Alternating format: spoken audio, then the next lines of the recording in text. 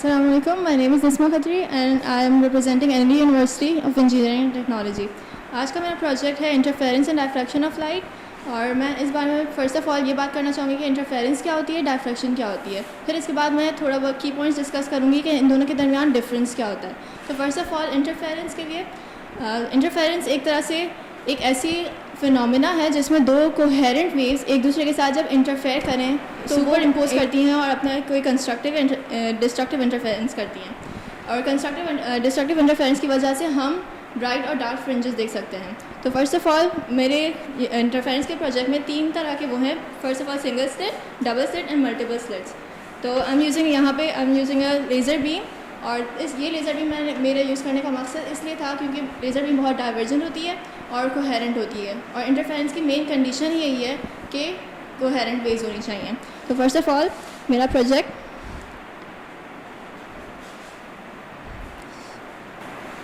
वहाँ पे इस तरफ हम देख सकते हैं कि इसका इमेज बन रही है। फर्स्ट ऑफ ऑल बीच में बहुत ब्राइट फ्रिंज है, बहुत ब्राइट रीजन है, एंड देन इसके बाद डार्क रीजन्स आ रहे हैं। तो हमारे ब्राइट रीजन्स के उस पर हमारी कंस्ट्रक्टिव इंटरफेरेंस हो रही है, और कंस्ट्रक्टिव इंटरफेरेंस इस तरह से होती है कि यहाँ पे दो कोहेरेंट वेव्स हैं, एक तरह से दोनों सेम फेज़ हैं, मतलब एक सोर्स से आ रही हैं, और ये जब एक दूसरे के साथ इंटरफेयर करेंगी तो एक लार्जर एम्पलीट्यूड, मतलब अगर 2 सेंटीमीटर की 2 वेव्स हैं तो वो 4 सेंटीमीटर की एम्पलीट्यूड में आ जाएगी।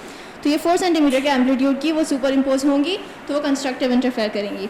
तो हमारे पास जो यहाँ पे डार्क जो स्पॉट था, डार्क रीजन था, इससे हम यहाँ पे सेंट्रल मैक्सिमा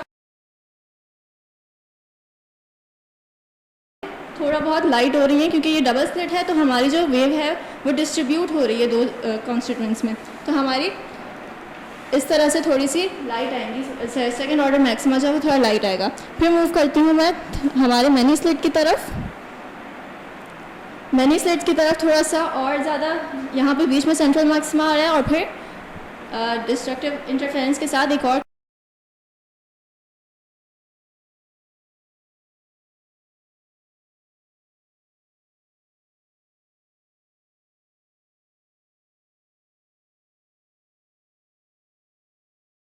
कंस्ट्रक्टिव इंटरफेरेंस हो रही है।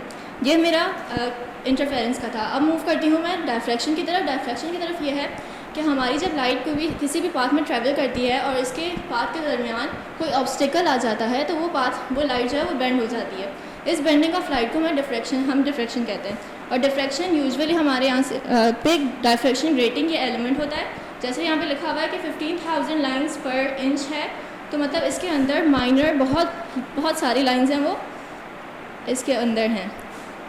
तो मैं यहाँ पे जैसे डायफ्रैक्शन का ये फिनोमिना करूँ तो यहाँ पे बीच में एक सेंट्रल मैक्सिमा और साइड पे उसके सेकेंड ऑर्डर आ रहे हैं, मतलब हम यहाँ पे कंस्ट्रक्टिव और डिस्ट्रक्टिव इंटरफेरेंस बहुत अच्छी तरीके से देख सकते हैं। अब इसी तरह अगर मैं वाइट लाइट को करूँ, और वाइट लाइट के साथ अगर मैं ये देखूँ तो ये देखिए यहाँ पे एक फर्स्ट इसमें राइट लाइट आ रही है, वहाँ पे रेनबो कलर्स राइट और लेफ्ट साइड पे आ रहे हैं। तो ये डायफ्रैक्शन डिपेंड करते हैं। और ये जो दोनों हैं, बीच वाला जो वाइट पार्ट है वो central maxima and second first.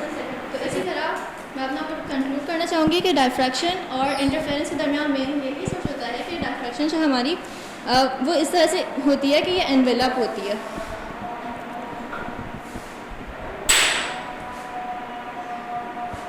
जैसे ये देख रहे हैं यहाँ पे इंटरफेरेंस हो रही है, लेकिन ये सारी इस तरह से हो रही है कि ये एनवेलप है, एक वेव के अंदर एनवेलप है, मतलब ये सेंट्रल मैक्सिमा और यहाँ पे 2 ऑर्डर ऑफ मैक्सिमा। इसी तरह ये है हमारी डायफ्रैक्शन।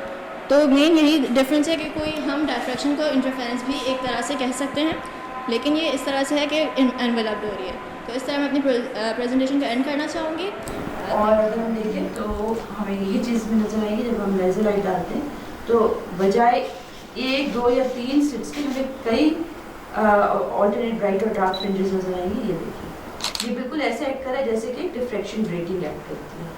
डिफ्रैक्शन ग्रेटिंग जो काफ़ी महंगी होती है, एक्सपेंसिव होती है, लेकिन इसको सिंपली एक सीडी को हम इस्तेमाल कर सकते हैं एज अ डिफ्रैक्शन ग्रेटिंग। इसको और अच्छी तरीके से इसको सीडी को घुमाएंगे तो इसकी स्लिट्स की डायरेक्शन घुमाए थोड़ा।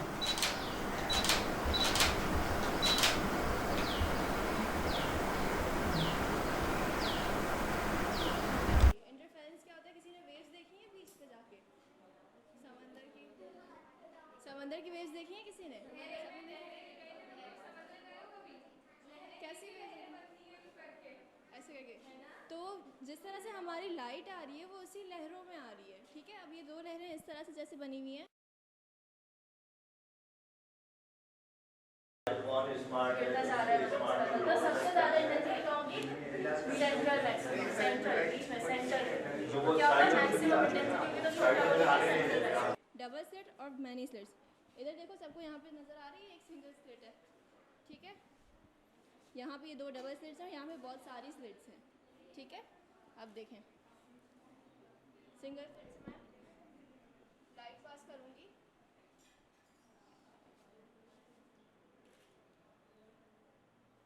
आपको थोड़ा साइड टोन वहाँ देखें नज़र आ रहा है। यहाँ पे सबसे सेंटर वाला स्पॉट कौन कितना ज़्यादा ब्राइट है ना ब्राइट, बहुत डार्क, मतलब रेड रेड लाइट नज़र आ रही है। और इसके बाद थोड़ा सा गैप है और फिर इसके बाद लाइट होती जा रही है, ठीक है। तो ये क्या है? इंटरफेरेंस है। ये ब्राइट वाला जो पार्ट है वो सेंट्रल मैक्सिमा कहलाता है और उसके साइड वाले सेकेंड ऑर्डर्स कहलाते हैं, ठीक है। इसी तरह आप डबल स्लिट में आ जाए, नज़र आए। अब ये देखो ये डबल स्लिट का है, इसमें भी देखो सेंटर वाला स्पॉट जो है वो डार्क बिल्कुल ब्राइट है और डार्क फिर थोड़ा डिस्ट्रक्टिव इंटरफेरेंस हो रहा है, मतलब कुछ भी नहीं आ रही वहाँ पे। क्या है रीजन पे? डार्क डार्क है, कुछ भी नहीं है, रेड लाइट नहीं आ रही है।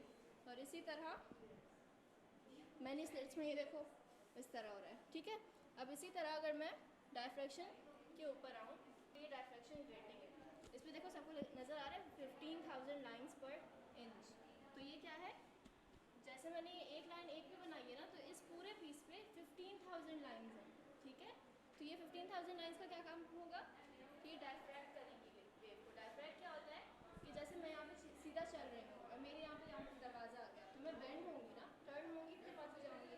तो लाइट का भी यही है कि वो जब भी किसी कोई रुकावट आएगी उसके बीच में पाथ पे, तो वो बेंड हो जाएगी, ठीक है। अब जैसे देखो ये वाइट लाइट का है,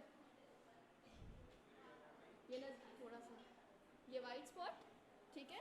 और इसके बाद ये देखो रेनबो कलर्स नज़र आ रहे हैं, तो ये क्या है?